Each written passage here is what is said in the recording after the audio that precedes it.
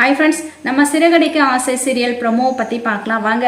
ரோகிணி பார்த்தீங்கன்னா அவங்களோட ஃப்ரெண்டை கூப்பிட்டுக்கிட்டு சிட்டிக்கிட்ட வராங்க. அதாவது என்ன ஒருத்தன் டார்ச்சர் பண்ணிகிட்டே இருக்கிறான், அவனை எப்படியாவது நீங்கள் போட்டு தள்ளணும் அப்படின்னு சொல்லிட்டு. ஆனால் சிட்டி பார்த்தீங்கன்னா கேள்வி மேலே கேள்வி கேட்குறாங்க. ஆனால் ரோகிணி அதுக்கு கரெக்டான பதிலை சொல்லலை.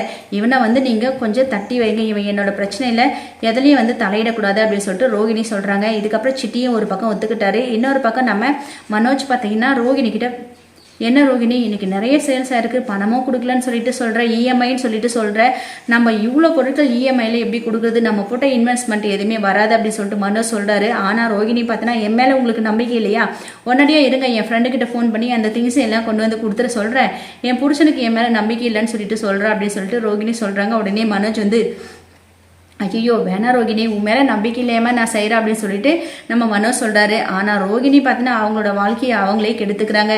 ஏன்னா மனோஜுக்கு தெரிஞ்சால் கண்டிப்பாக ரோகிணிக்கு சப்போர்ட் தான் பண்ணுவார். ஆனால் ரோகிணி இதில் மறைக்கிறதுனால ரோகிணி பல பிரச்சனைகளை சந்திக்க போகிறாங்க. வாங்க வெயிட் பண்ணி பார்க்கலாம். தேங்க்யூ.